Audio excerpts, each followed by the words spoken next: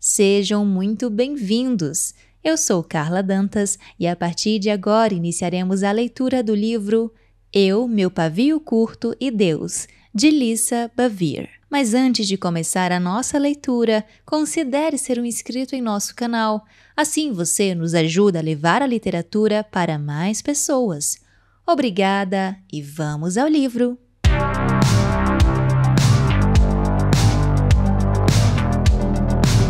Capítulo 1 – Janelas Quebradas. O ano era 1988 e John e eu estávamos bem no meio de uma discussão acalorada. A propósito, tão acalorada que eu tinha parado de falar. Depois de fechar a boca, com medo de que a situação fugisse ao controle, dei as costas para John e fui secar a louça freneticamente. Senti a temperatura subir enquanto minha respiração se tornava cada vez mais ofegante. Algo parecido com o que havia acontecido quando entrei em trabalho de parto. Precisava manter o controle. Não podia permitir que a torrente escaldante de palavras enfurecidas jorrasse de forma incontida de meus lábios e afogasse meu marido, por mais que eu estivesse chateada com ele. No entanto, John viu meu silêncio repentino de outra forma. Ele imaginou que eu estivesse fazendo a temida greve de silêncio. Por isso, tentou puxar assunto de várias maneiras. E como eu não esbocei reação, ele recorreu à provocação. E de repente, a coisa toda funcionou. Olhei para o prato em minhas mãos. Era um prato de salada inquebrável. E como que em câmera lenta, voltei-me em um movimento parecido com o de atletas arremessadores de disco e lancei o prato. Não havia como voltar atrás. O prato já estava no ar, seguindo sua trajetória em direção à cabeça de meu marido. John se desviou dele e escapou de uma possível decapitação. O prato fez um arco, passou muito além do balcão da cozinha, onde John estava parado, estarrecido, e prosseguiu em um voo estável sobre toda a extensão da sala. Para meu espanto, parecia estar ganhando velocidade. Eu não sabia nem mesmo atirar um disco de frisbee. Como havia conseguido fazer um prato voar com tamanha perfeição? O som de vidro se estilhaçando me trouxe de volta à realidade. Incrédula, fiquei olhando para a janela da sala, que agora era apenas uma moldura à qual se apegavam alguns cacos. A parte inferior, com a tela, estava intacta. O prato havia despedaçado a parte superior de vidro. Houve um momento de silêncio, enquanto John e eu olhávamos perplexos para a janela. John foi o primeiro a falar. Não acredito que você jogou um prato em mim. Eu também não acreditava no que havia feito. Mas era verdade e não tinha como voltar atrás. Com todo cuidado, nós dois nos aproximamos da janela, sentindo o vento frio de inverno entrar em nosso apartamento, situado no segundo andar. Lá embaixo, na grama, havia um prato branco. Eu vou buscar, murmurei. Calcei os sapatos e abri a porta com cuidado, na esperança de que os vizinhos não tivessem ouvido meu acesso de raiva. Senti o vento forte da Flórida no rosto e nos cabelos. Fui descendo as escadas bem devagar, olhando para ambos os lados, antes de chegar ao gramado na frente do prédio. O prato estava cercado de cacos de vidro da janela. Olhei para cima, pensando que John ou algum vizinho estivesse me observando, mas consegui ver apenas alguns reflexos do céu nublado. Removi os cacos de cima do prato e, segurando-o junto ao corpo, subi a toda velocidade a escada entre os dois prédios, que agora parecia mais um túnel de vento. Era como se o vento em si estivesse me acusando. Eu tinha consciência da verdade e recebi de bom grado sua condenação severa. Eu a merecia. De volta ao apartamento, olhei para John. Peguei o prato, não quebrou. Observei e mostrei a ele como se fosse algum consolo. Você sabe que eu vou dizer a verdade, Lisa, falou meu marido em voz baixa. Vou ligar para o zelador e explicar que minha esposa atirou um prato em mim, que eu desviei e então o prato quebrou o vidro da janela. Fiz que sim com a cabeça, passivamente. A raiva tinha passado e só restava a vergonha. Eu sei, mas não vou estar aqui quando você falar com o zelador. Preciso sair para fazer compras. Aproveite para falar com ele enquanto eu estiver fora. O silêncio soava pesado e desconcertante. em contraste com as palavras coléricas vociferadas apenas alguns momentos antes.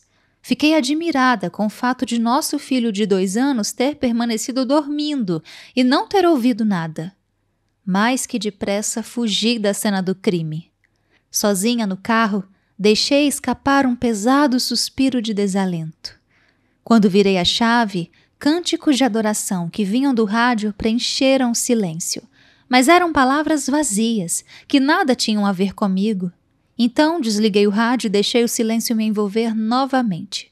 Não queria algo que me confortasse ou consolasse. Queria a dura realidade. Saí do estacionamento e resolvi dar uma volta antes de ir ao supermercado.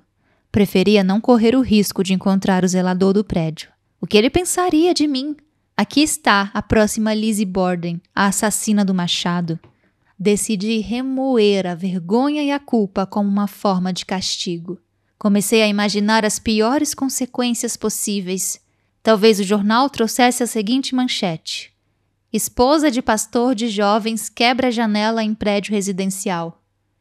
E se John fosse demitido por causa de meu comportamento?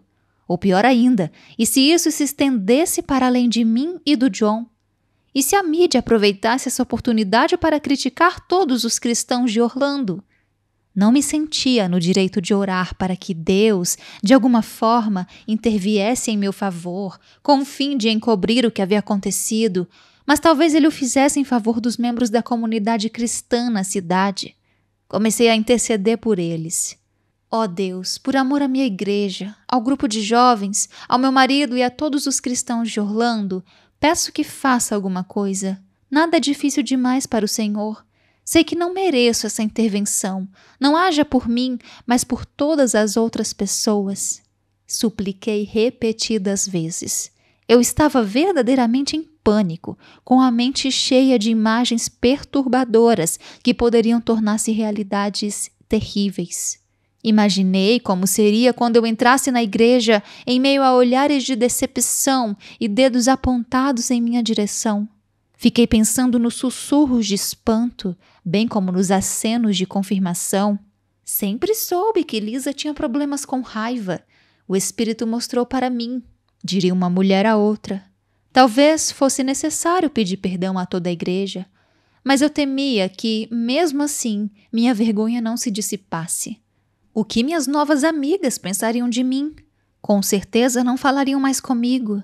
Imaginei os maridos delas advertindo-as, na privacidade de seus quartos, a manterem distância de mim. Afinal, a Bíblia diz que não devemos andar com pessoas que se enfurecem facilmente. Que dirá, então, como a esposa de pastor cheia de ira? Lágrimas quentes começaram a escorrer pelo meu rosto. Estacionei o carro e procurei me recompor antes de entrar no supermercado. Por certo, não havia como escapar daquilo que eu fizera. Meu marido não mentiria, e eu não queria que ele o fizesse. Talvez não fosse matéria de primeira página do Jornal de Orlando, mas alguns desdobramentos seriam inevitáveis. Conformei-me com isso e reconheci que merecia sofrer as consequências. Esperava apenas conseguir me recuperar quando tudo tivesse terminado. Foi difícil fazer compras. Não conseguia me lembrar do que eu precisava. Percorri a esmo os corredores do supermercado. Nosso orçamento era tão apertado que eu não podia levar itens desnecessários ou que ainda tínhamos em casa. Arrependi-me de não ter feito uma lista. Era como se minha cabeça estivesse no meio de um nevoeiro. Consegui pegar algumas coisas que eu sabia que estavam faltando em casa e voltei para a solidão do carro. O sol estava se pondo. Talvez eu pudesse me esgueirar até o apartamento quando tudo estivesse escuro. Peguei o caminho de volta para casa e, ao chegar, passei um longo tempo no carro, observando se havia algum movimento em nosso prédio. Eram quase 6 da tarde e eu me dei conta de que o zelador provavelmente já havia encerrado o expediente. Peguei as sacolas de compras e subi as escadas. Bati a porta, vi que não estava trancada e entrei. De imediato, vi o pedaço de plástico que cobria o buraco da janela. Movia-se para frente e para trás com o vento, como se estivesse respirando. Procurei John, temendo o que ele poderia contar, mas ainda assim me sentia pronta para ouvir. O que ele disse? Perguntei um tanto hesitante. Das duas uma. Ou Deus ama muito você, ou você deve ter orado para valer, respondeu John, mas com uma expressão séria. Mas o que aconteceu? Insisti. Como avisei a você, eu estava decidido a contar a verdade sobre o que tinha acontecido, observou John. Mas foi muito estranho. Quando o zelador chegou, Edison o recebeu na porta. O rapaz foi até o sofá e o afastou da janela. Perguntou o que havia acontecido e, depois, se curvou e levantou a mão. Nem precisa responder, disse ele, segurando um carrinho de metal do nosso filho. Eu também tenho um filho de 2 anos. Vamos colocar outro vidro amanhã, sem custo. Comecei a falar, mas ele me interrompeu. Não se preocupe, essas coisas acontecem. Vou fechar com plástico para não entrar nenhum inseto. E foi embora. Acho que estava com pressa de ir para casa. Sentei-me em choque. Será que Deus tinha feito isso por mim? Não, era por todos os outros motivos. Qualquer que fosse a explicação, esse era o fim da história. Meu filho de 2 anos levou a culpa pela janela quebrada. Comecei a sentir o peso da vergonha ser retirado de meus ombros. Não sabia se devia rir ou chorar de alívio. Nenhum de meus medos se havia concretizado. Pedi perdão novamente a meu marido, mas tenho de reconhecer que naquela noite, deitada na cama, perguntei-me por que Deus havia encoberto minha culpa, se nem mesmo meu marido se mostrara disposto a fazê-lo. Afinal, John não devia ter me provocado. Eu não tinha o hábito de sair por aí quebrando janelas todos os dias. Tinha sido um episódio isolado. Deus havia me perdoado. Do contrário, não teria resolvido a situação de um modo tão extraordinário. Eu não devia ter atirado o prato, mas John também não devia ter me levado a esse extremo. Segui essa linha de raciocínio até pegar no sono sob o cobertor da justiça e da justificação próprias, cobertor que eu havia tecido para mim. Meu arrependimento se havia evaporado. Eu precisaria ter mais cuidado no futuro. E John também. Eu tinha racionalizado a situação a ponto de perder uma lição valiosa. Mais de 1 ano se passaria até que minha ira cobrasse um preço suficientemente alto para eu buscar o verdadeiro arrependimento. Subcapítulo: Um grito por socorro. Talvez você nunca tenha, literalmente, estilhaçado o vidro de uma janela. No entanto, deixou um rastro de sonhos e de relacionamentos despedaçados. O simples fato de você ter este livro em mãos significa que está em busca de equilíbrio. Você deseja ter uma vida fervorosa, mas também piedosa. Talvez você não dê vazão à sua fúria, talvez até mesmo a reprima. Ainda assim, ela é fonte de destruição, nesse caso, de autodestruição. Talvez todas as janelas de sua casa lhe pareçam estilhaçadas. Tijolos de raiva foram atirados e ventos gélidos sopraram e apagaram seu fervor e sua esperança. Tenho fé de que você pode encontrar a cura. A ira em si não é errada, mas a raiva e a fúria a intensificam até ela se tornar destrutiva. É na sombra e na vergonha da destruição que clamamos por socorro. Peço a Deus que, de algum modo, você aprenda com meus erros e cresça em seus relacionamentos. Primeiro com Deus e depois com as outras pessoas. Pai Celestial, eu me dirijo ao Senhor no precioso nome de Jesus. Restaure as janelas despedaçadas da minha vida. Tenho mais interesse na verdade do que nas aparências. Eu quero que a luz de sua palavra brilhe em meu coração e me sonde. Quero a verdade no mais profundo de meu ser. Quero viver livre de culpa e vergonha. Senhor, instrua-me em seus caminhos, para que eu ande neles. Derrame seu amor que cobre os pecados. Dê-me o poder de sua graça, para que eu me sujeite às verdades que me libertarão e permitirão que o Senhor seja glorificado em todas as áreas de minha vida. You are Jesus, and I love to sing your name. Capítulo 2: Quando você ficar irada, não peque. A primeira parte de Efésios 4:26 não traz nada de desafiador. Fiquem irados. A maioria de nós não tem dificuldade de ficar irada. Acontece sem aviso.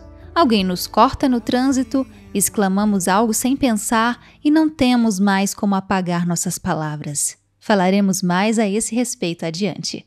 A princípio, esse versículo parece contraditório. É evidente que nos dá permissão para sentirmos ira. Fiquem irados. Não há nem mesmo uma condição, como se for absolutamente necessário que fiquem irados, então tudo bem. É apenas uma constatação. Fiquem irados. O versículo parece validar a experiência de ira e garantir que haverá momentos em que ficaremos irados, mas também diz que nessas horas não devemos pecar. Subcapítulo: A ira como emoção. Deus nos dá a permissão para nos irarmos. Ele conhece a capacidade inata do ser humano de se irar e a compreende. É uma emoção e ele a conhece. Podemos observá-la tanto no choro frustrado do bebê recém-nascido, como no clamor do patriota por justiça. É ouvida e reconhecida nas lágrimas de pais aflitos com a morte de um filho e no tremor silencioso de um avô enlutado. A ira é uma emoção humana tão válida quanto a alegria, a tristeza, a fé e o medo. Fiquem irados. Não é errado sentirmos ira. Até mesmo Deus fica irado. Aliás, isso acontece com frequência. Ele se zangou repetidas vezes com seu povo escolhido. O Antigo Testamento registra centenas de referências à ira divina voltada contra Israel e outras nações. Quando reprimimos uma emoção porque não a consideramos válida, cedo ou tarde voltamos a expressá-la de forma inadequada. Em contrapartida, quando uma emoção se manifesta sem comedimento, não tarda a se fazer acompanhar pelo pecado. O próprio Deus valida a ira humana. No entanto, a maioria de nós nem sequer compreende a ira. Será que significa atirar coisas nas pessoas queridas e gritar com elas? Ou guardar rancor porque alguém nos traiu? Não, esses são exemplos de expressões inadequadas de ira. Há uma linha tênue entre ira e pecado. A ira, de acordo com o dicionário, pode ser definida como descontentamento intenso, geralmente temporário, sem especificar a forma de expressão. Não é errado sentir profundo e intenso descontentamento em relação a um acontecimento ou às ações de alguém. O descontentamento abrange desaprovação, desgosto e aborrecimento, sentimentos presentes em todos nós e que podem ser ocorrências cotidianas. Essa definição de ira não fornece um canal ou uma forma específica de expressão. Creio que isso se deve ao fato de que há diversas reações e atitudes apropriadas diante da ofensa que provoca a ira. As reações também podem variar de acordo com fatores individuais, como idade, personalidade, situação e lugar. Espera-se muito mais de um adulto em público do que de uma criança pequena. De modo semelhante, espera-se muito mais de alguém que ocupa um cargo de autoridade ou liderança. Figuras de autoridade não devem usar seu cargo para expressar livremente as emoções ou para alcançar seus próprios objetivos. É importante se distanciarem de toda ofensa pessoal por tempo suficiente para que se conscientizem de como isso pode afetar outras pessoas que se encontram debaixo de seus cuidados ou de sua direção. Por exemplo, quando eu era uma jovem solteira e não cristã, fazia questão de expressar minha opinião a respeito de motoristas que me exasperavam no trânsito. Fornecia uma avaliação de sua habilidade na direção, recheada por uma série de palavras explicitamente indecorosas. Então, eu me tornei cristã e aprendi que minhas palavras têm o poder de abençoar ou de amaldiçoar outras pessoas. Além disso, tive a experiência de pegar carona com uma motorista piedosa que, a certa altura, levou uma cortada. Fiquei observando pelo canto do olho para ver qual seria sua reação. Ela não soltou nenhum palavrão, nem mesmo franziu a testa. Em vez disso, sorriu gentilmente e, com um gesto, esboçou um convite para que o outro motorista cortasse novamente. Voltou-se para mim e comentou: "É melhor lançar uma semente de bondade." Procurei de imediato imitar seu comportamento. Quer dizer, pelo menos parei de usar palavrões e gritar pela janela aberta. Ainda rangia os dentes e dizia algo como: "Vamos, querida, não estou com todo o tempo do mundo. Que tal sair da frente? Não vai machucar você?"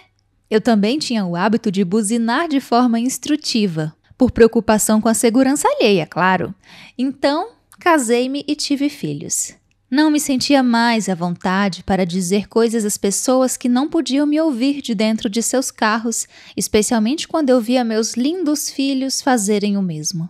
Eles tomavam o partido da mãe diante de motoristas imprudentes, faziam cara feia, gritavam do banco de trás e olhavam para mim em busca de aprovação. Perguntavam com ar de triunfo: "Esse cara precisa aprender a dirigir, né, mãe?" Opa, eu tinha de encontrar outras formas de expressar meu desagrado, pois agora ele afetava e influenciava outras pessoas. Meus filhos estavam me imitando e eu não desfrutava mais o privilégio de gritar com desconhecidos, supondo que, para começar, esse fosse um privilégio legítimo.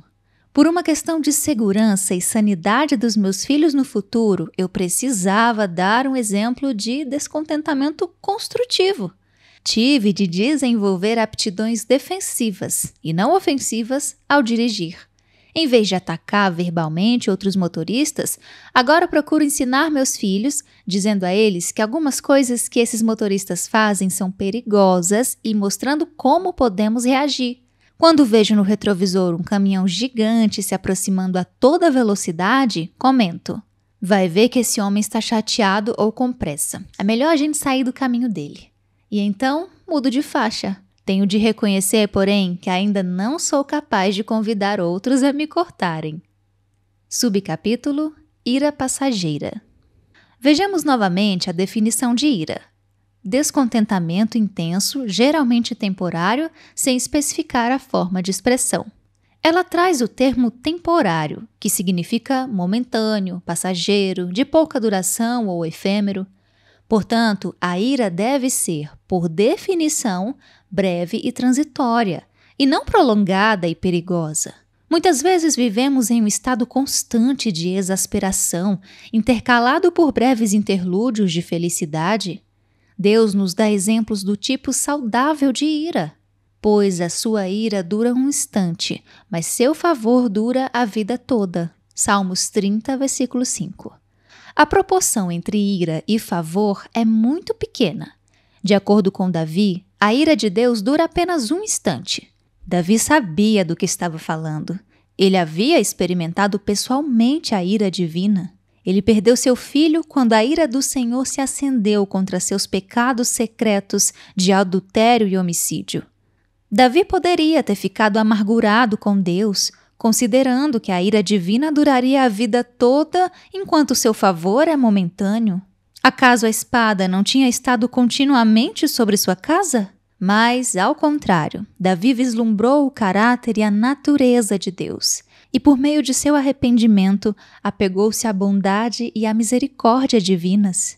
Deus, em sua ira, pode temporariamente esconder seu rosto, mas ele o faz por decisão própria e não por rejeição. Ele compreende nossa necessidade de voltar os olhos em outra direção ou nos afastar da fonte de descontentamento a fim de evitar uma expressão destrutiva de ira. Não nos afastamos de outros para castigá-los, distanciamo-nos para que as brasas de nossa ira arrefeçam e a razão possa voltar a governar nosso coração. Deus disse a Israel: "Vão para a terra onde manam leite e mel, mas eu não irei com vocês, pois vocês são um povo obstinado, e eu poderia destruí-los no caminho." Êxodo 33, versículo 3. E, por um breve instante eu a abandonei, mas com profunda compaixão a trarei de volta. Isaías 54, versículo 7. Ele nos deixa ou nos dá as costas apenas por um breve instante, e em seguida volta para nos tomar nos braços com grandes e incontáveis misericórdias.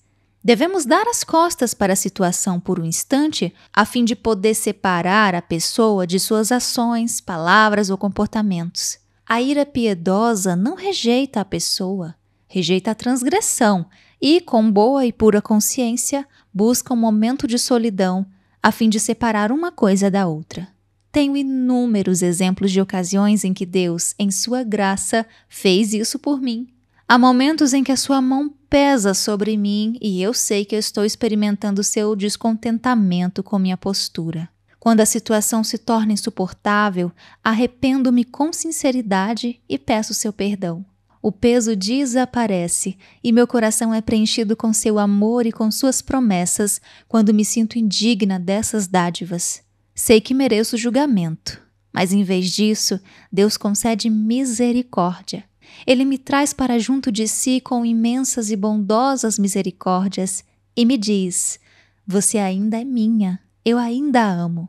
Sei que você quer agir corretamente. Creio que você mudará.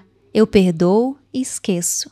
Deus quer me dar a convicção de que ainda sou sua filha e de que Ele não me rejeitou, embora minhas ações, palavras ou comportamentos não sejam aceitáveis a Ele. Vale a pena observar novamente. Quando nos iramos, nossa primeira reação deve ser dar as costas, mental ou fisicamente, para a situação por um instante, a fim de poder separar a transgressão do transgressor. A boa e velha regra de contar até 10 é válida, mas com frequência não é tempo suficiente. Uma vez que nos retiramos temporariamente do conflito, temos de perguntar: o que está me aborrecendo? O que está realmente acontecendo em meu íntimo? Preciso separar algum tempo para responder a essas perguntas? Isso nos remete à segunda parte do versículo de Efésios com o qual começamos este capítulo. Fiquem irados e não pequem. Não deixem que o sol se ponha sobre a ira de vocês. Efésios 4, 26. A ideia de que a ira é passageira também corresponde à admoestação de Deus, que em outra versão diz: apaziguem a sua ira antes que o sol se ponha. Não se trata de um problema com a escuridão. Todas nós já ficamos chateadas depois do pôr do sol porque continuamos acordadas por longas horas na madrugada. Creio que o pôr do sol se refere ao fim do dia ou ao término de um período apropriado. Quando a ira excede o estágio passageiro ou transitório, avança rumo ao patamar destrutivo da raiva pecaminosa. Tempo e ira estão interligados. Quanto mais tempo uma ofensa permanece sem solução, mais arraigada se torna. O coração se transforma em uma estufa para a raiz da amargura. No capítulo seguinte, abordaremos os perigos de nos deitarmos com nossa ofensa. Pai Celestial, eu me dirijo ao Senhor em nome de Jesus. Que a sua palavra seja luz para meus pés e lâmpada para meu caminho. Mostre-me a vereda dos justos para que eu possa andar de modo agradável ao Senhor. Ensina-me a não pecar quando eu me irar. Capítulo 3 – Dormindo com o inimigo. Quando John e eu éramos recém-casados, discutíamos com frequência. A maioria desses embates verbais ocorria em algum momento depois do jantar, mas antes de irmos para a cama. Em geral, depois de uma dessas discussões acaloradas, eu não me via pronta nem disposta a me acalmar, perdoar e esquecer antes de dormir. Como você talvez já tenha observado, eu tinha um pequeno problema para lidar com a raiva e o perdão. Fazia greve de silêncio, intercalada por pesados suspiros, depois me atirava na cama e virava as costas para John. Mas eu me posicionava tão perto da beirada de nossa cama queen size que meus joelhos ficavam para fora. Queria ter certeza de que nenhuma parte de meu corpo encostaria nele. Depois de alguns minutos de silêncio mortal, em que eu me ajeitava exageradamente, John costumava dizer: deixa disso, Lisa, vamos orar. Eu posso orar sozinha, muito obrigada. Bufava eu em resposta sem me voltar para ele. Seguia-se mais um tempo de silêncio no qual eu fingia estar dormindo. Às vezes, John também permanecia deitado, em silêncio. Outras vezes ele saía do quarto e depois voltava para resmungar e se revirar na cama. Então, de repente, ele saltava da cama como um super-herói, acendia as luzes e arrancava o edredom de cima de mim. Não vamos deixar o sol se pôr sobre a nossa ira, anunciava ele com autoridade. Eu já havia passado por isso muitas noites antes. O sol já se pôs, devolva as cobertas. E eu puxava o edredom da mão dele. Não, retrucava John, nós precisamos orar. Então, entrávamos em um cabo de guerra com o edredom. Por fim, John me vencia pela exaustão e eu orava de má vontade e com o coração endurecido.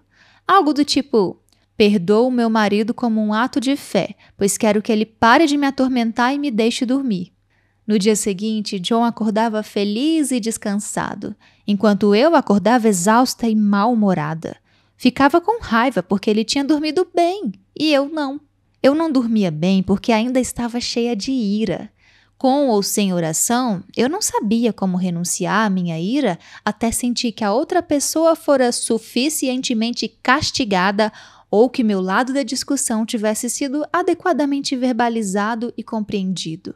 Eu também precisava de garantias, que eu considerava satisfatórias, de que o delito não se repetiria. Por vezes eu cobrava algum tipo de penalidade, penitência ou promessa. A esta altura já deve estar claro por que aquele breve período entre o jantar e a hora de dormir não era suficiente para completar satisfatoriamente esse processo. Como uma mulher em um daqueles duelos de faroeste antigo, eu ia dormir sem ter acertado as contas. Ainda havia uma dívida a ser paga.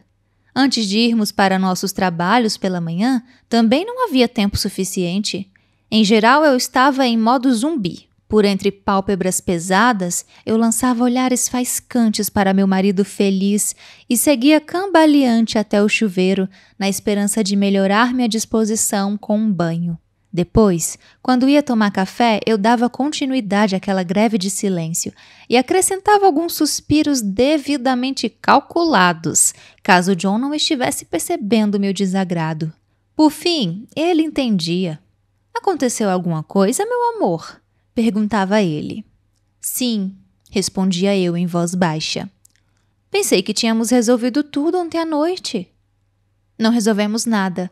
Só queria que você parasse de me irritar e me deixasse dormir", retrucava eu com raiva. "Preciso ir trabalhar." Batendo o pé com uma determinação renovada, eu subi as escadas. Retomaríamos a discussão depois do trabalho. Eu teria o dia inteiro para pensar nos argumentos que usaria à noite. Quando chegávamos em casa, sempre tínhamos outro desentendimento. Dessa vez acrescido da briga da noite anterior, e possivelmente da noite antes daquela e da outra noite, e assim por diante. Uma vez que eu não resolvia a ira em relação ao meu marido, sentia-me perpetuamente ofendida. Estava sempre chateada ou pronta para ficar chateada. Subcapítulo: Saiba quando abrir mão. Uma parte importante de você estar irada e não pecar é reconhecer o momento de abrir mão da ira. Perpetuar a ira prolonga o pecado, que por sua vez estende o rancor, intensificando assim a reação de ira. Deixamos de tratar de uma ocorrência que causou descontentamento e passamos a lidar com o acúmulo de incontáveis infrações cometidas contra nós. Somos, repetidas vezes, atingidas pela mesma ofensa, até que a situação deixa de ser apenas uma lesão e se torna uma ferida de punhalada múltipla. Consideremos em maior profundidade o que Efésios 4:26 diz: "Apaziguem a sua ira antes que o sol se ponha." Aqui encontramos um princípio físico e espiritual de grande valor. Quando vamos dormir chateadas, acordamos irritadas. Quando não oferecemos misericórdia a outras pessoas na noite anterior, temos dificuldade de receber a misericórdia de Deus pela manhã. Davi, em um de seus salmos, advertiu sobre o perigo de convidar a ira para dormir conosco. "Perturbai-vos", em outras palavras, irai-vos, "e não pequeis. Falai com vosso coração sobre a vossa cama e calai-vos." Salmos 4, versículo 4. Esse guerreiro que cantava e tinha um coração que agradava a Deus, compartilhou essa palavra de sabedoria que transcende épocas e culturas. Com base em sua experiência, ele nos admoestou: "Perturbai-vos e não pequeis. Falai com vosso coração sobre a vossa cama, e calai-vos." Na versão em inglês, Davi usa termos no plural, camas e corações. A maioria de nós dorme em uma cama só. E cada um de nós tem um só coração. É provável que ele soubesse que a maior parte da ira se passa dentro de relacionamentos e estivesse tratando disso. Esses relacionamentos abrangem casais, membros da família e amigos. Na época de Davi, não era incomum as pessoas casadas dormirem em camas separadas. O rei está dizendo a seus súditos que devem ir para suas respectivas camas, aquietar-se e, com toda a calma, sondar o coração e apresentá-lo a Deus. Subcapítulo: Aquiete-se e saiba que Ele é Deus. Há um convite para honrar a Deus, para nos aquietar e saber. Saber o quê? Saber que Ele é Deus ao permitir que Ele se revele em meio à nossa aflição, aos nossos conflitos ou às nossas crises. Ele deseja ser a última palavra que você ouve antes de pegar no sono. Na quietude, não diga mais nada, não tenha a última palavra, não justifique seu posicionamento. É hora de ter o entendimento e a perspectiva de Deus e colocar de lado todos os argumentos.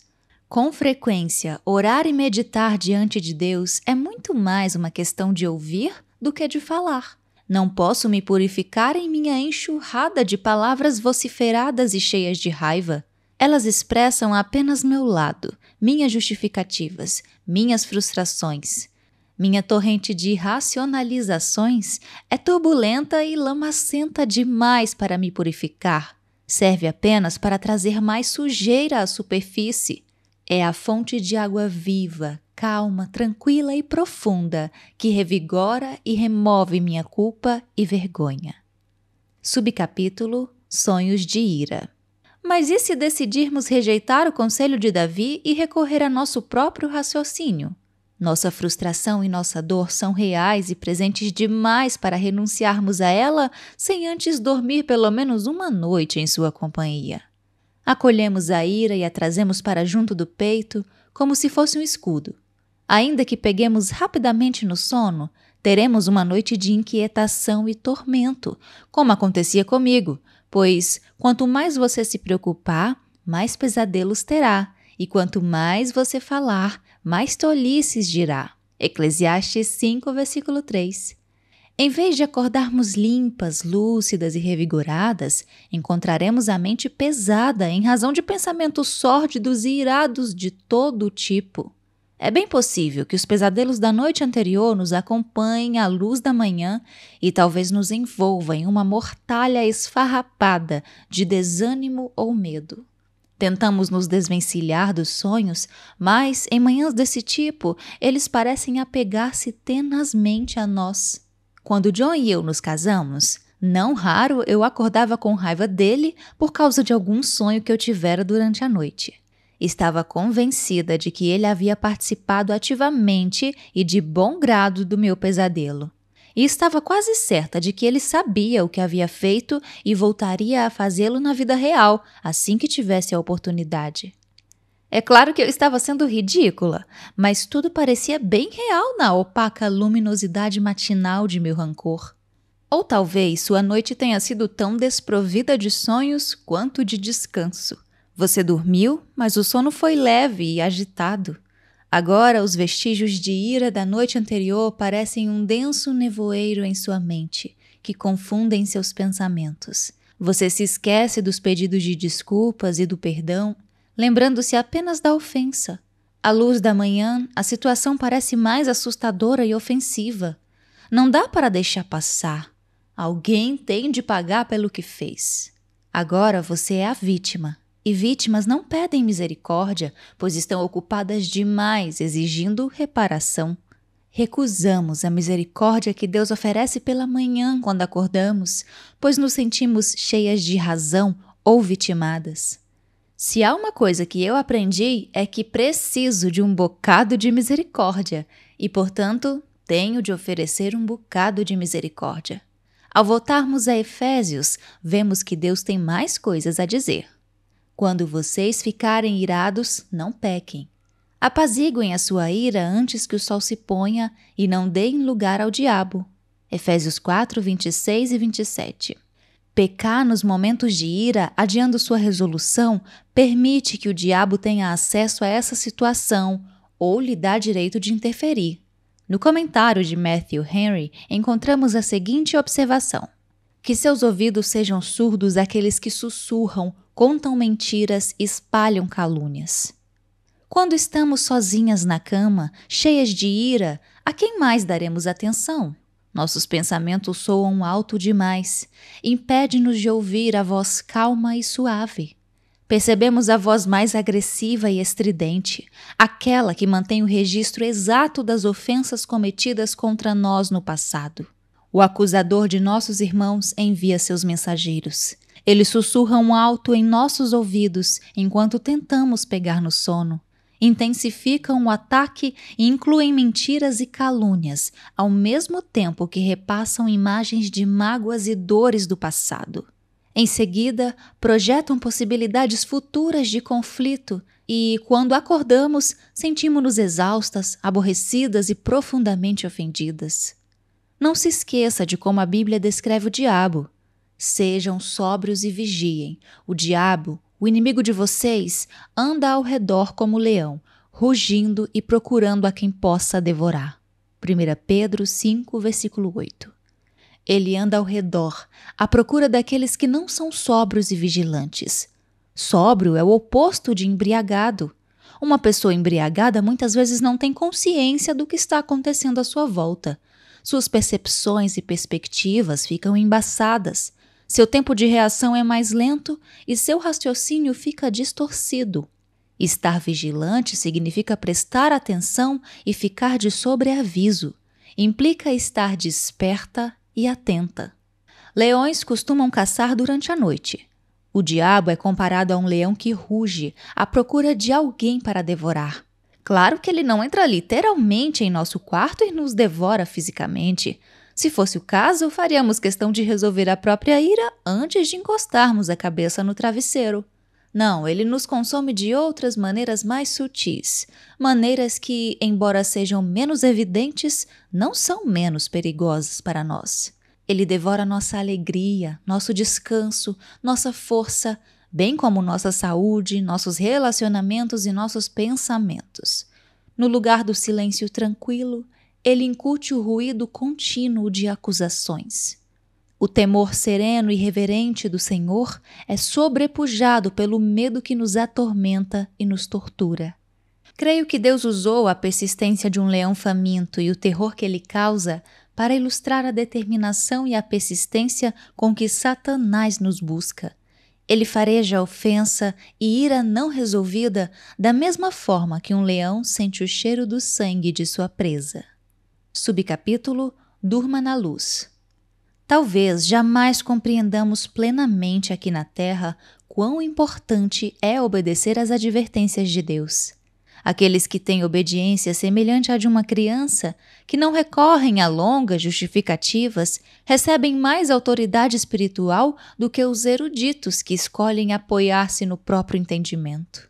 A obediência protege, mas a sabedoria humana é loucura para Deus. Em comparação com a sabedoria de Deus, a nossa tem a aparência de mera insensatez.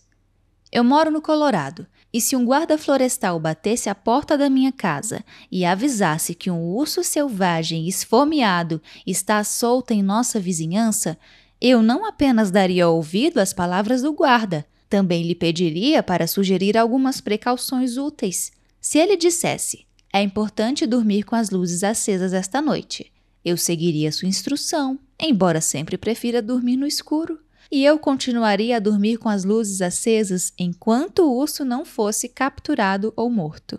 Deus deseja que durmamos na luz de sua verdade, quer a compreendamos plenamente ou não. Se somos advertidas de modo tão sucinto a ser sóbrias, vigilantes, atentas e autocontroladas, é sábio darmos ouvidos a essa advertência. Aprendi essa lição do modo mais difícil. Eu imaginava que fosse mais sábia e que conseguisse dormir mesmo quando estivesse com raiva. Não foi algo que começou quando me casei. Já estava presente em minha infância e na juventude. Eu tinha o hábito de ficar deitada na cama meditando sobre a ofensa. Pensava em vingança e em minha ideia de justiça. Não era cristã e, portanto, no curso de minhas amarguradas reflexões, eu não refletia sobre a sabedoria de Deus e sua instrução. Permitia que o modo de pensar do mundo ditasse minhas atitudes e reações. Estudos comprovam que a maioria de nós desenvolve a reação de ira no início da infância. Os padrões são definidos por meio de reforço positivo ou negativo. Aprendemos a fazer o que funciona ou o que leva outras pessoas a nos dar atenção e repetimos esse comportamento com tanta frequência que ele se torna hábito. Algumas de vocês talvez tenham tomado a perigosa decisão de ir para a cama com raiva por ignorância, como eu fazia quando criança. Outras talvez conheçam a verdade, mas escolhem sua própria sabedoria. Outras ainda talvez escolham não ir para a cama iradas com outra pessoa. Sua ira é contra si mesmas. Vão dormir decepcionadas ou chateadas consigo mesmas e imaginam que, ao castigarem a si próprias durante toda a noite, acordarão diferentes, transformadas. Mas não é isso que acontece. O castigo repetido a cada noite não é construtivo, é destrutivo. Engana-se quem imagina que a ira só é destrutiva quando se volta a outras pessoas. Quando eu não estava aborrecida com meu marido, muitas vezes estava decepcionada comigo mesma. Toda noite, quando eu ia para a cama, recitava uma lista mental de tudo o que havia feito de errado durante o dia. Eu me condenava com essa lista e me flagelava com a vergonha produzida pela recordação de erros na tentativa de realizar expiação por minhas infrações. Não estou dizendo que é errado fazer uma retrospectiva do dia e perceber que nos equivocamos ou desejar que tivéssemos agido de forma diferente. É saudável deixar que o Espírito Santo traga à lembrança palavras ou atos que o entristeceram. A melhor forma de fazer isso, porém, é na quietude de nosso quarto, lendo a Bíblia ou entrando em comunhão com o Senhor em nosso coração. Aquilo que eu fazia, e aquilo que eu temo que muitas de vocês façam, era me repreender durante a noite e então deixar que o peso da culpa me sufocasse enquanto eu dormia. Pela manhã, permitia-me orar e pedir perdão, mas a essa altura, a culpa era tão intensa que eu tinha dificuldade de crer que as misericórdias do Senhor se renovam a cada manhã. Por exemplo, se eu ficava decepcionada com a maneira que eu tinha tratado meus filhos durante o dia, eu me condenava fortemente. Eu devia ter sido mais paciente. Permitia que a culpa tomasse conta de mim até que eu me sentisse angustiantemente mal, e nesse desespero e nesse ódio de mim mesma, eu ia dormir. Tinha a esperança de, ao acordar, não estar tão aflita a respeito de minha impaciência e de a cena anterior não se repetir. Em vez disso, porém, eu acordava me sentindo desanimada, fracassada. O peso desses sentimentos era tão grande que parecia insuportável, tornando os desafios do dia ainda mais difíceis. Eu criava as condições ideais para voltar a fracassar. Então, descobri que o ódio e a raiva de mim mesma são destrutivos. Encher-nos de culpa não transforma nossos relacionamentos nem nosso ser interior. Jesus sabia que a culpa por nossos pecados e falhas era pesada demais para nós e, portanto, ele a tomou sobre si. Ele deseja que a luz de sua verdade, ou seja, de sua palavra, brilhe sobre nossas falhas. Essa luz cura aquilo que ela revela. Ao nos aproximarmos de Jesus, ele dissipa as trevas de nossa vida até que se tornem luz. Culpa é escuridão, misericórdia é luz. Os versículos a seguir estão entre meus prediletos. Apresentam uma bela imagem do processo de transformação. A vereda do justo é como a luz da alvorada, que brilha cada vez mais até a plena claridade do dia. Mas o caminho dos ímpios é como densas trevas, nem sequer sabem em que tropeçam. Provérbios 4, versículos 18 e 19. Em um capítulo mais à frente, trataremos da questão importante de perdoar a nós mesmas. Por ora, precisamos ter consciência de que estamos trilhando a vereda do justo. Embora não sejamos perfeitas, estamos caminhando rumo a um dia perfeito. Este é o momento de deixar que seu coração seja purificado. Convido você a aceitar a palavra e a sabedoria de Deus e a orar comigo. Pai Celestial, eu me dirijo ao Senhor em nome de Jesus. Cometi o erro de dormir com o inimigo. Por favor, me perdoe. Não vou mais dormir com raiva, culpa ou ira. Não vou mais permitir que a escuridão envolva meu coração. Quero que a luz de sua palavra e de seu amor permeie meu coração com a verdade. Permanecerei em tranquilo silêncio em minha cama e buscarei sua direção. Tomarei para mim a promessa de sua palavra. Quando se deitar, não terá medo, e o seu sono será tranquilo. Humilho-me em obediência debaixo de sua mão poderosa. Resisto ao diabo, que terá de fugir das partes de minha vida em que dei lugar a ele. Peço que o Senhor me proteja enquanto eu durmo, pois em paz me deito e logo adormeço, pois só tu, Senhor, me fazes viver em segurança.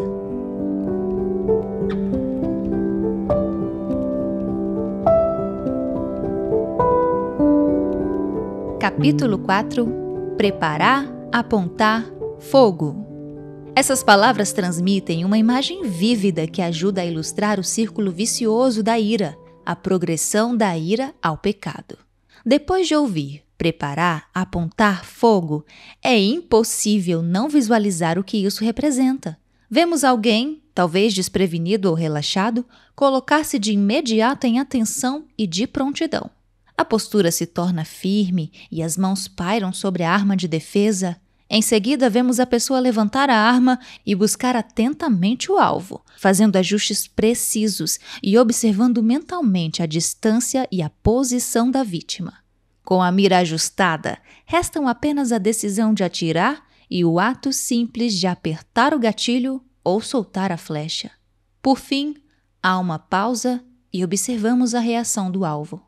A meu ver, essa sequência de palavras retrata, com bastante precisão e clareza, não apenas o ato de atirar, mas também a progressão da ira ao pecado, ou, mais exatamente, a progressão da ira à raiva e à fúria. Subcapítulo: Estado de prontidão. No livro de Neil Clark Warren, Make Anger Your Ally, Faça da ira sua aliada, a ira é descrita como algo completamente natural, perfeitamente legítimo. É a ocorrência interior que nos prepara para lidar com experiências que causam mágoa, frustração e medo. E a ira é simplesmente um estado de prontidão física. Em seguida, ele explica: quando estamos irados, estamos preparados para agir. A ira, em sua forma mais autêntica, é a capacidade de agir ou a prontidão física para fazê-lo. Claro que não há nada de errado em estar de prontidão ou em ter a disposição e a capacidade de agir ou, no caso de nosso exemplo, atirar.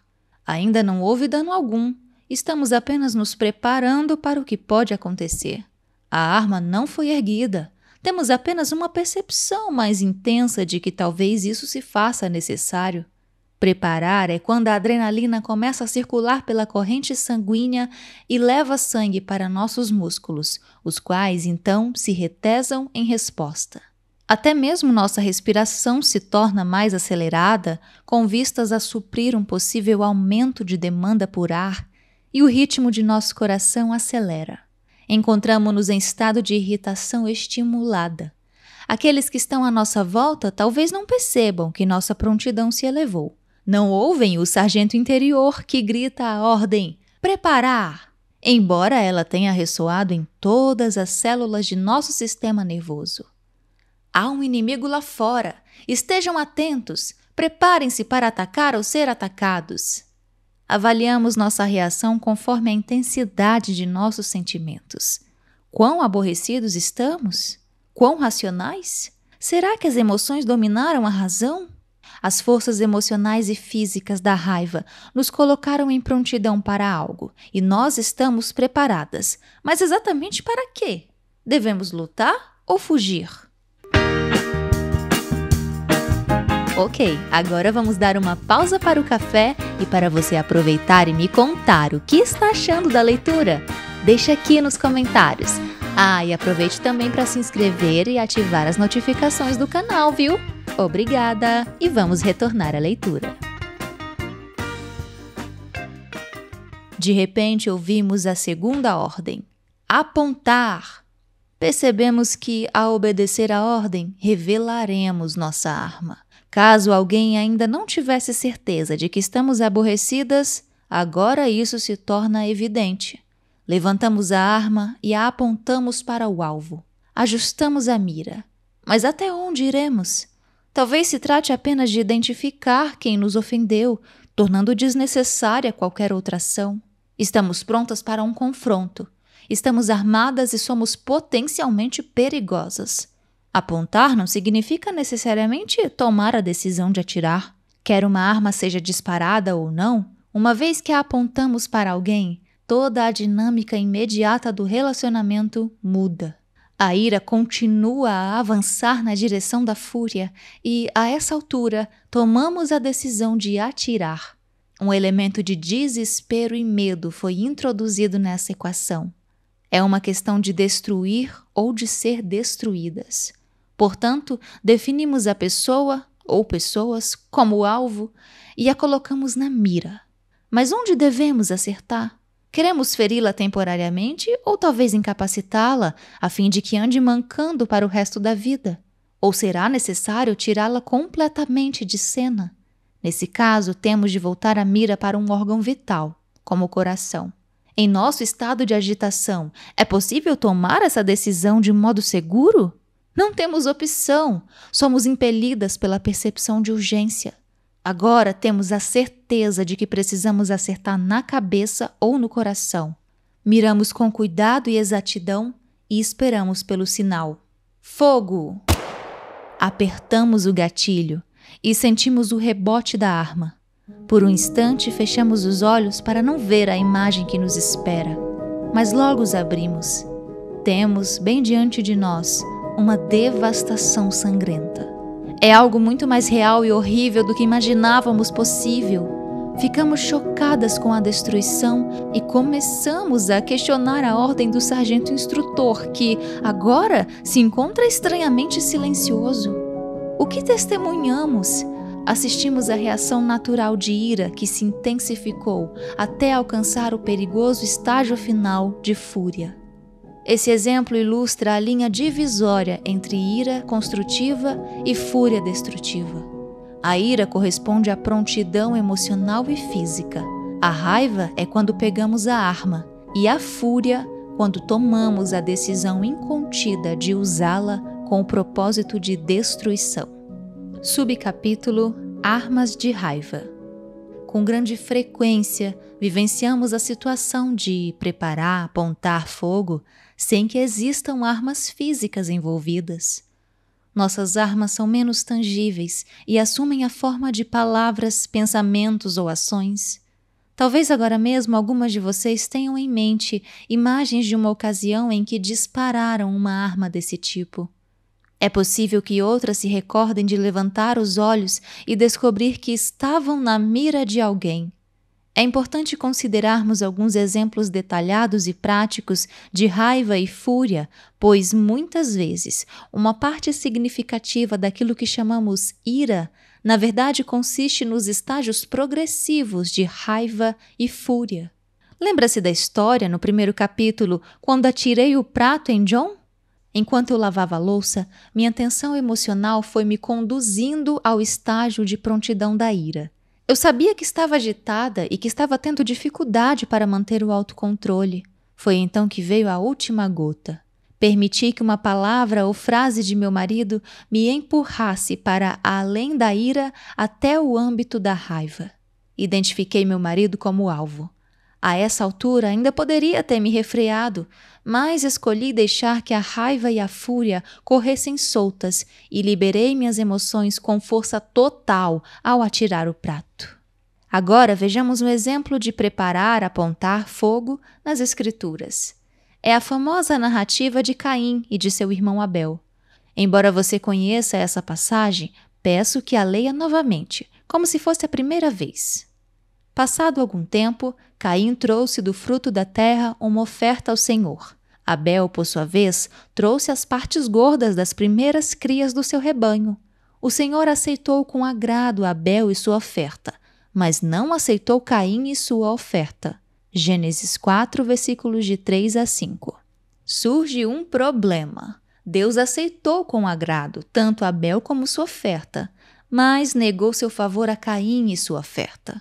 Imagine as fortes emoções despertadas por essa situação. Caim tinha a expectativa de que seus esforços seriam recompensados pelo Deus Santo. Talvez ele até mesmo considerasse sua oferta melhor do que a de Abel. Afinal, Caim havia trabalhado por um longo tempo, enquanto Abel havia simplesmente abatido uma ovelha em um único dia. Caim ficou estarrecido com o que se passou. Ele sabia que Deus era Deus e não queria reconhecer que ele próprio talvez tivesse feito algo de errado. A culpa devia ser de Abel. De algum modo, Abel havia tirado a bênção da vida de Caim. Portanto, Caim ficou extremamente aborrecido e se viu em pleno estado de prontidão. Por quê? Por isso, Caim se enfureceu e seu rosto se transtornou. O Senhor disse a Caim: "Por que você está furioso? Por que se transtornou seu rosto? Se você fizer o bem, não será aceito? Mas se não o fizer, saiba que o pecado o ameaça à porta. Ele deseja conquistá-lo, mas você deve dominá-lo." Gênesis 4, versículos dos 5 ao 7. Deus fará as mesmas perguntas para nós. Por quê? O que provocou emoções tão intensas naquele momento? Qual é verdadeiramente o problema? Deus estava ciente da ira de Caim e lhe fez uma pergunta importante. Por quê? Deus já sabia que Caim estava aborrecido, mas queria que Caim se conscientizasse desse fato. Se Caim se tivesse dado o trabalho de responder a essa pergunta com sinceridade, a tragédia que se seguiu poderia ter sido evitada. No entanto, Caim não tratou em nenhum momento do verdadeiro motivo pelo qual ele estava aborrecido. É sempre mais fácil nos voltarmos contra as outras pessoas do que encarar a verdade. Então, diante do silêncio de Caim, Deus tomou a iniciativa e lhe disse a verdade, mostrando-lhe onde estava o verdadeiro problema. Então, lembrou ao ofendido Caim: "Se você fizer o bem, não será aceito?" Garantiu a Caim que a prática do bem traria a aceitação e em seguida advertiu: "Mas se não o fizer, saiba que o pecado o ameaça à porta. Ele deseja conquistá-lo, mas você deve dominá-lo." Caim se encontrava em estado de prontidão. Estava irado e, embora não houvesse colocado Abel em sua mira, cogitava fazê-lo. Deus sabia disso e advertiu, de modo incisivo, que Caim podia escolher dominar seu pecado ou, em outras palavras, refrear a raiva crescente. Em vez de escolher esse caminho, Caim esperou uma oportunidade para se vingar. Mirou sua arma em Abel e se pôs a aguardar o momento oportuno. Disse, porém, Caim a seu irmão Abel: "Vamos para o campo." Quando estavam lá, Caim atacou seu irmão Abel e o matou. Gênesis 4, versículo 8. Talvez Caim tenha pedido a ajuda de Abel, ou tenha convidado a ver o restante de sua colheita. Desde o início, porém, o objetivo de Caim era matar Abel. Ele não deu ouvidos à advertência de Deus, preferindo entregar-se ao pecado ao permitir que ele o conquistasse. Então o Senhor perguntou a Caim: "Onde está seu irmão Abel?" Respondeu ele: "Não sei, sou eu responsável por meu irmão?" Disse o Senhor: "O que foi que você fez? Escute, da terra o sangue do seu irmão está clamando." Gênesis 4, versículos 9 e 10. Caim sabia muito bem onde estava seu irmão. Estava morto e enterrado no campo, cercado pelos frutos da oferta que Deus havia rejeitado. É interessante observar que Caim sabia realizar um sacrifício, mas preferiu usar esse conhecimento contra seu irmão, a oferecer um sacrifício como ato de obediência. Podemos supor que os dois irmãos houvessem aprendido com seus pais, Adão e Eva, sobre o sacrifício de um cordeiro sem defeito. No entanto, Caim permitiu que sua ira tomasse um rumo destrutivo e se transformasse em raiva e fúria. Se fizermos o que é certo, seremos aceitas. Continuamos a ter a capacidade de dominar o pecado. Embora a maioria de nós nunca tenha literalmente matado um irmão, muitas viram a destruição causada por palavras e ações descuidadas, calúnias e fofocas premeditadas. Para que possamos lidar de forma devida com a raiva, precisamos sempre responder com sinceridade à pergunta que Deus fez a Caim: Por que você está furioso? Oremos. Pai Celestial, eu me dirijo ao Senhor envolta na justiça de Deus. Desejo a verdade em meu íntimo. Peço que o Senhor abra os olhos de meu coração para que eu perceba quando a ira estiver presente. Sonde meu coração. Revele a mim, a cada dia, as ocasiões em que reajo com raiva, a fim de que eu possa investigar os motivos. Capítulo 5 – Crimes passionais. Era uma manhã idílica. Minha querida amiga Cris, acompanhada de seus filhos, viera fazer uma rápida visita e nós havíamos desfrutado alguns momentos de sossego, tomando café saborizado e adoçado com sorvete na varanda de casa. Observávamos com satisfação enquanto nossas 4 crianças brincavam juntas e alegremente no quintal. Não havia ocorrido nenhuma briga sequer entre meus 2 filhos e os 2 filhos de Cris. O sol refletia em seus cabelos enquanto corriam entre as árvores e subiam nos brinquedos. Uma brisa suave amenizava a umidade da Flórida e o telefone não tinha tocado nenhuma vez. Pudemos conversar sem interrupções durante quase 1 hora. Em meio a toda essa paz, tinha sido fácil esquecer as muitas coisas que nós 2 ainda precisávamos fazer. Suspiramos, cientes de que não poderíamos ficar ali para sempre. Tínhamos terminado de tomar o café e logo seria a hora de preparar o almoço. Ao chamarmos nossos filhos, pensei, toda orgulhosa, que crianças mais felizes e emocionalmente saudáveis eu tenho. Passei a mão na cabeça delas enquanto entravam pela porta de correr de vidro. Um comportamento assim, tão exemplar, merecia ser recompensado. Todos haviam brincado juntos tranquilamente, sem conflitos. Espere só um pouquinho, Cris, vou acompanhar você até a porta. Quero dar um doce para as crianças por terem se comportado tão bem enquanto brincavam juntas. Fui até a cozinha e peguei um pacote de balas de goma em forma de dinossauros. Para vocês comerem depois do almoço, disse eu. Cada um pode pegar 2. Austin, distribua os doces. Coloquei uma porção generosa na mão de meu filho de 2 anos e cabelos encaracolados. Com alguma hesitação, ele estendeu a mão ao seu amigo de 6 anos, que escolheu com cuidado 2 doces coloridos. Em seguida, Edson, meu filho de 4 anos, também pegou 2. A filha de Cris estava prestes a pegar também quando Austin cerrou o punho. Austin, deixe a Rich pegar os dinossauros dela! Incentivei. Não, respondeu Austin. Quando ele se voltou para mim, vi a conhecida determinação em seu olhar. Austin, tem mais um monte de doces na cozinha. Dê 2 para ela. E se você não gostar dos que sobraram na sua mão, pode escolher do pacote. Em resposta, ele se agarrou ao poste da caixa do correio e fez que não com a cabeça.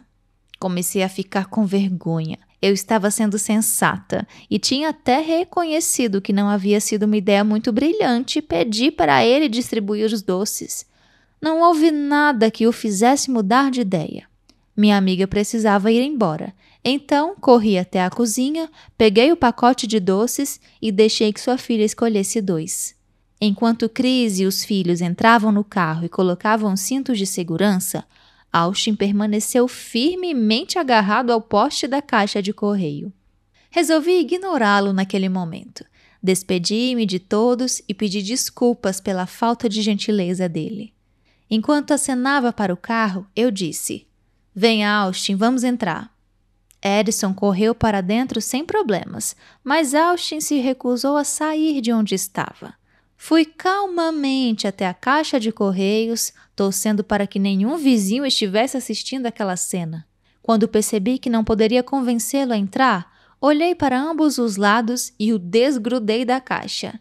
Claro que um carro passou em frente de nossa casa no exato momento em que ele berrava e chutava e eu o arrastava pelo gramado.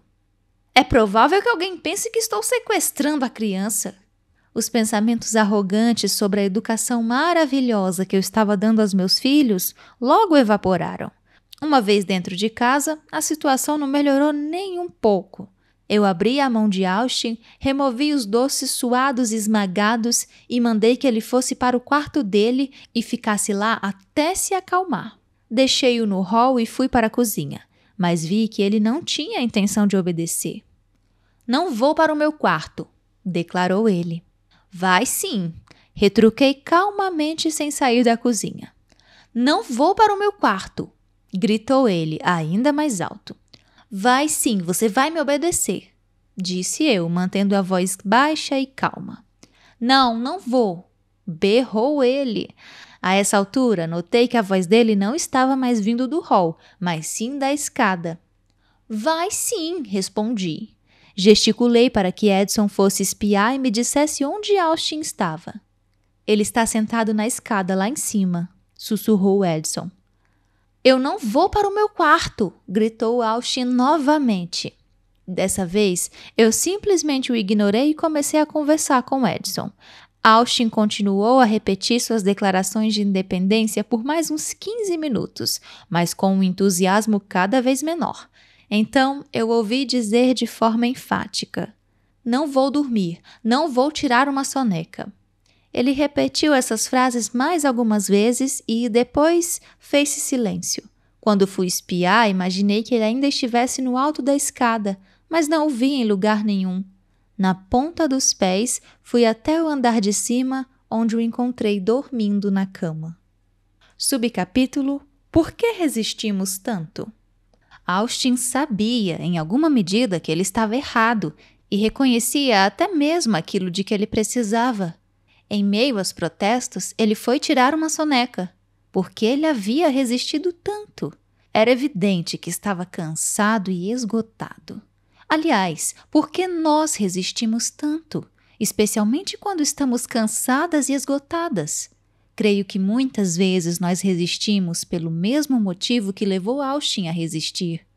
Na mente dele, havia uma boa razão para seus protestos. Certo ou errado, ele sentia que havia sofrido uma injustiça. Não queria dividir os dinossauros com outras pessoas. Ao ver a porção em sua mão diminuir, algo aconteceu. Ele fechou o punho para mostrar que tinha chegado ao limite. Não estou nem aí para o que a mamãe ou qualquer outra pessoa diga. Não vou dividir mais com ninguém. Quando Austin despertou da soneca em um estado mais racional e calmo, expliquei a ele que seu comportamento havia sido inapropriado e que ele não seria recompensado. No fim das contas, ele nem ganhou os dinossauros de goma que tanto queria. Quero deixar claro que não estou defendendo o comportamento de Austin, nem seu egoísmo. Muitas vezes as crianças exemplificam, de modo visceral e evidente, aquilo que os adultos aprenderam a encobrir com a prática de boas maneiras. Nosso desdém bem educado muitas vezes obscurece a questão.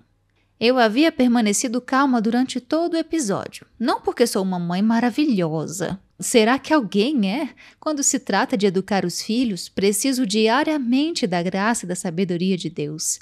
Mas porque eu me vi nele. Lutei muitas vezes por me sentir frustrada, com a impressão de ter sofrido injustiça, sem saber como articular esses sentimentos. Nessas horas, fiz declarações absurdas de independência, como quem diz: vou fazer o que preciso, mas sob protesto, e só quando eu estiver afim. Vai ser no meu tempo e do meu jeito.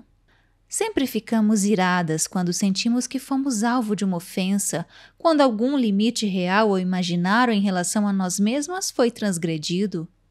Já definimos ira como um estado físico de alerta ou agitação que nos deixa de prontidão. Portanto, não é preciso ir muito longe para perceber que a ira também abrange a paixão. As pessoas se aborrecem em relação àquilo a que mais se apegam apaixonadamente. Por exemplo, é possível que outros passem dos limites em algumas áreas e eu não fique aborrecida com essa transgressão. Essas áreas variaram e mudaram à medida que fui amadurecendo e meu contexto de vida e meus referenciais também mudaram. Subcapítulo: A paixão da ira. Quando eu estava no ensino médio, não havia nada que eu temesse mais do que ser alvo de piada por causa de minha prótese ocular.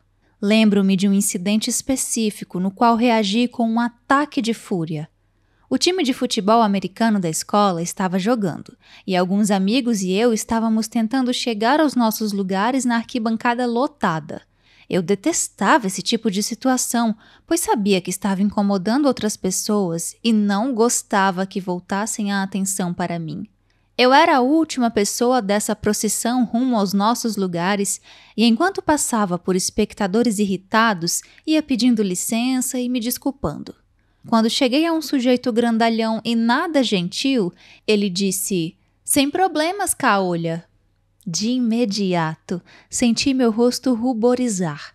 Parei e me voltei para o garoto. "Do que você me chamou?" Perguntei, desafiando-o a dizer na minha cara o que tinha dito pelas costas. Ele me olhou fixamente e repetiu: "Caolha." Meio segundo depois, sem eu ter consciência do que havia feito, o conteúdo do meu copo de refrigerante estava no rosto dele. Olhei para meus amigos, mas eles já estavam sentados, perdidos em um mar de adolescentes. Trêmula de raiva e medo, passei pela multidão surpresa em direção ao meu lugar. Não me lembro do que o grandalhão disse. É claro que todos ali perto tinham visto o que eu havia feito, mas não tinham ouvido as palavras dele. Encontrei meus amigos e me sentei. Não demorou muito para alguém me avisar que o garoto pretendia me dar uma surra depois do jogo. Eu estava com raiva demais para me importar com isso. Respondi à ameaça dele com um comentário ignorante do tipo: "Não tô nem aí, não tenho medo dele." Mas era mentira. Eu estava em pânico. Só desgrudei de meus amigos quando me certifiquei de que me encontrava em segurança, perto do carro dos meus pais. Na semana seguinte, eu não queria nem pensar em voltar para a escola. Estava certa de que, de um jeito ou de outro, o garoto iria me encontrar e me matar. Para minha surpresa, ele nunca mais me incomodou, mas eu vivia com medo de que alguma outra pessoa usasse um dos vários apelidos que eu tinha recebido. E meu medo não era infundado. Meus sentimentos em relação a meu olho eram intensos. Quando alguém me chamava de Ciclope, meu mundo virava de cabeça para baixo. Eu queria sair da escola e me esconder em meu quarto, mas isso foi mais de 20 anos atrás. Hoje sou casada e me sinto segura e amada em meus relacionamentos com meu marido e os amigos. Aprendi que a aparência não é o referencial de minha identidade, graças a Deus. Meus horizontes se expandiram grandemente desde o ensino médio. Não sou mais definida nem limitada por minhas experiências na escola. Tornei-me cristã e aprendi a enxergar para além de mim mesma. Sou uma mulher adulta com 4 filhos. Não ligo nem um pouco para apelidos que alguém possa inventar a meu respeito, mas não lido bem com situações em que as pessoas ofendem meus filhos. Eles são a nova área da minha vida que desperta paixão. Em geral, minha reação inicial consiste em interferir e proteger meus filhos da possibilidade de sofrimento. A ira com a forma que eles são tratados não desencadeia dor pessoal, mas sim uma reação intensa e protetora que fica entre a de uma mãe ursa e a de uma mãe normal. Tenho consciência de que a paixão que tenho nessa área talvez seja excessiva e sempre tento me distanciar um pouco e avaliar se minha proteção é realmente necessária. Afinal, tenho 4 filhos meninos que não se abalam com tanta facilidade quanto eu costumava me abalar. Voltemos ao incidente na arquibancada. Na época, pareceu-me impossível não jogar refrigerante no garoto. Era impensável deixar passar ou ignorar seu comentário. Para mim era uma questão de vida ou morte. Se o garoto tivesse me agredido fisicamente, eu teria lutado com todas as minhas forças e não teria nem mesmo sonhado em pedir desculpas por ter jogado refrigerante no rosto dele. Eu era uma descrente ignorante de cabeça quente. Mas onde foi parar essa paixão? Será que por não estar mais presente em mim, eu não reagiria hoje da mesma forma a um acontecimento desse tipo? Não, ainda nutro sentimentos apaixonados, mas essa questão deixou de ser importante para mim. Deixou de ser uma ofensa. E isso não significa, porém, que eu não dê valor a opiniões em outras áreas da minha vida. E é bem possível que essas áreas mudem ao longo dos próximos 20 anos. Proponho que ampliemos nossa definição de ira. Trata-se de um estado elevado de prontidão física e emocional para defender algo a respeito do qual temos sentimentos apaixonados. E, em geral, temos sentimentos apaixonados a respeito de coisas que são importantes para nós. Portanto, não costumamos nos irar em relação a fatos triviais, a menos que estejam ligados em maior escala àquilo que é importante para nós. Consideremos agora a paixão. Muitas vezes, nossa cultura confina a paixão à sexualidade, mas ela abrange uma gama muito maior de sentimentos e se evidencia em um indivíduo muito antes do despertar do desejo sexual. Precisamos de uma definição clara de paixão, pois ela abarca dois extremos das emoções humanas: amor e ódio. A paixão está ligada intimamente aos seguintes termos de afeto: emoção, entusiasmo, empolgação, desejo, predileção, amor, afeição, encantamento, anseio e ardor. Também é associada a termos igualmente fortes de alienação e distanciamento: fogo, rompante, fúria, cólera, raiva, indignação, violência, ressentimento, veemência e furor. Tendo em mente as ideias acima associadas à paixão, examinemos o seguinte versículo: Feliz é o homem que persevera na provação, porque depois de aprovado, receberá a coroa da vida que Deus prometeu aos que o amam. Tiago 1, versículo 2. Temos aqui a promessa e a admoestação que antecedem a advertência. Creio que caminham junto com a advertência que Caim recebeu. A promessa é de bênção para aqueles que escolhem o caminho da vida. Evidentemente, Caim não perseverou ao ser provado e tentado. Em vez disso, matou seu irmão. Na sequência, lemos: Quando alguém for tentado, jamais deverá dizer: estou sendo tentado por Deus, pois Deus não pode ser tentado pelo mal, e a ninguém tenta.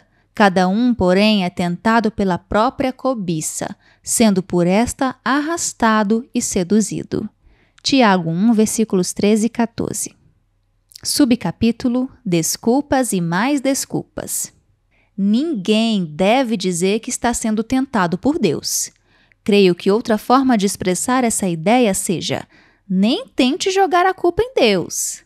Talvez você se lembre da personagem Geraldine, protagonizada pelo comediante Flip Wilson, que sempre dizia: é culpa do diabo. Não creio que os cristãos chegariam a dizer: é culpa de Deus, ele me fez cometer adultério, ou ele me fez atirar naquele sujeito. Creio, porém, que haja outra forma de culparmos Deus inadvertidamente. Costumamos dizer: foi inevitável, ou não consegui me controlar. Contradizemos Deus, segundo o qual podemos fazer todas as coisas em Cristo, que nos fortalece, quando afirmamos que o pecado deseja nos conquistar e que não somos capazes de dominá-lo. Talvez não articulemos essas palavras com os lábios, mas as expressamos em nosso modo de viver. Subcapítulo: Não fique se remoendo. Então, esse desejo, tendo concebido, dá à luz o pecado, e o pecado, após ser consumado, gera a morte. Tiago 1, versículo 15.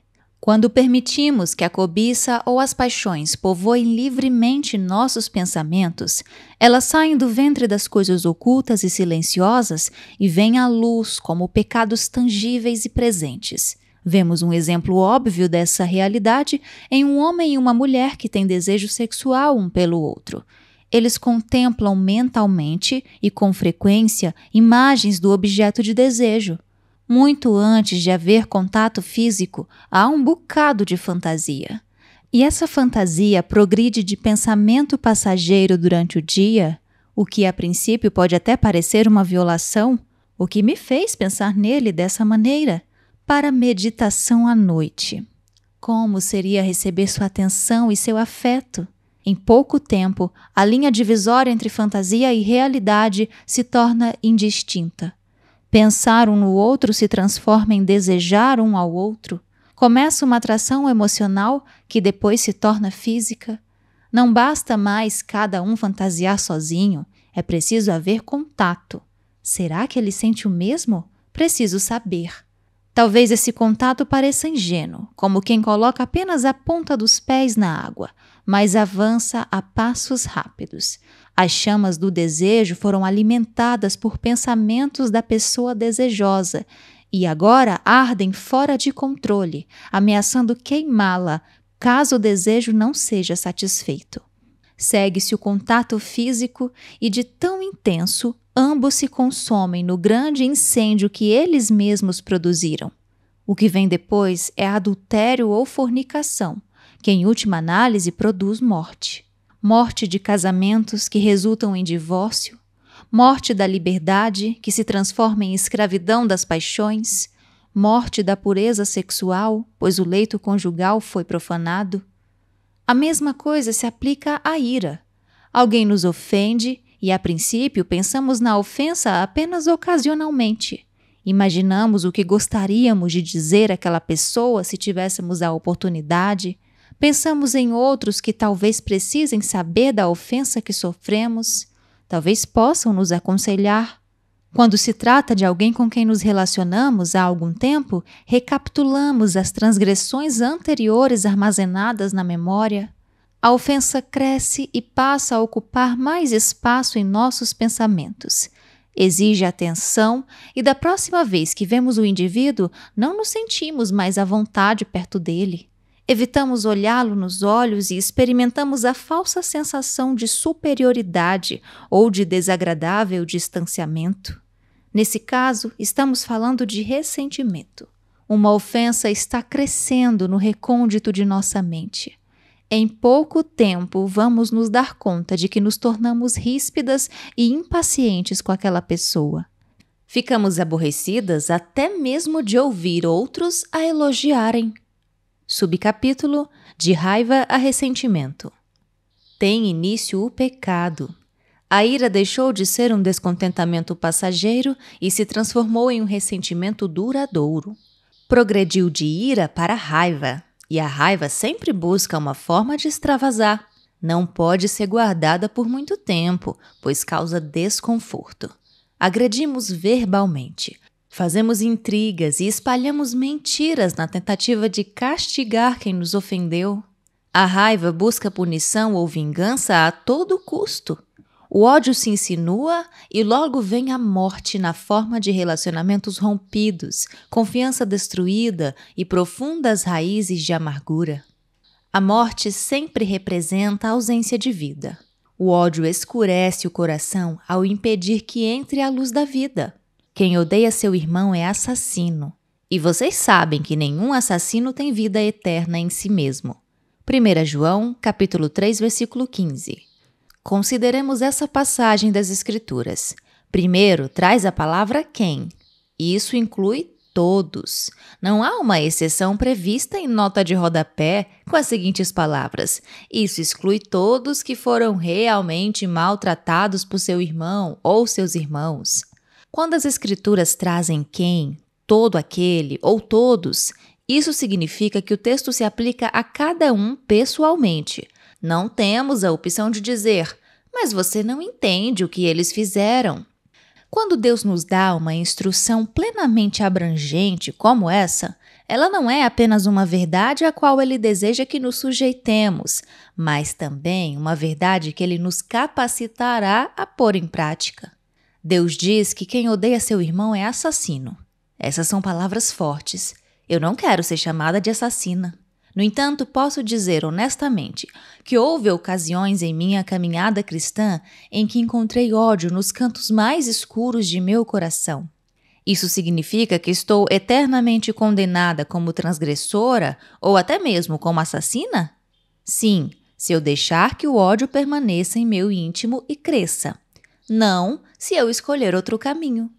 Cada uma de nós experimentou a graça de Deus que nos capacita e sua misericórdia que cobre nossas transgressões. Nenhum pecado é tão sombrio ou tão hediondo que Ele não possa perdoar. Acaso Deus não perdoa assassinos? Então, por que Deus diz que o assassino não tem vida eterna em si mesmo? Primeiro, há uma enorme diferença entre alguém que comete o ato físico de homicídio, seja passional, seja premeditado, e depois se arrepende, por um lado, e alguém que vive em estado perpétuo de homicídio em seu coração, por outro. Temos de enxergar a situação da perspectiva do reino e não da perspectiva de nosso sistema judiciário terreno. Quando um cidadão aqui da Terra comete homicídio, é possível que seja condenado à prisão perpétua como forma de pagar por seu crime. No entanto, não somos mais apenas cidadãos da Terra, pois a Bíblia diz: portanto, vocês já não são estrangeiros nem forasteiros, mas concidadãos dos santos e membros da família de Deus. Efésios 2:19. Não somos governadas pelas leis aqui da terra, mas pelas prescrições do céu. O céu não exerce o governo segundo regras ou normas exteriores inscritas em pedra, mas sim por um código secreto inscrito em nosso coração. Regras mortas e inertes registradas em pedra são para corações duros e mortos. A lei da liberdade não é para o coração de pedra, mas sim para o coração de carne. As palavras de 1 João 3,15 foram escritas para os cristãos como a advertência de que, quando odiamos nosso irmão, a vida eterna não reside mais em nós.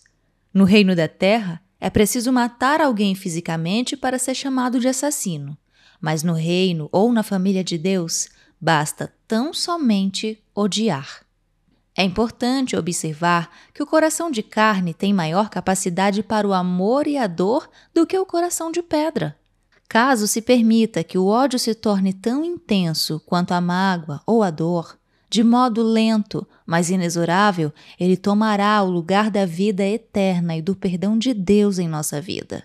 Ficaremos pesadas e nos sentiremos esgotadas, e teremos uma dificuldade cada vez maior de perdoar as outras pessoas, até mesmo aquelas que não nos ofenderam no passado. A ira deixou de ser passageira, temporária, tornou-se algo a que nos apegamos apaixonadamente.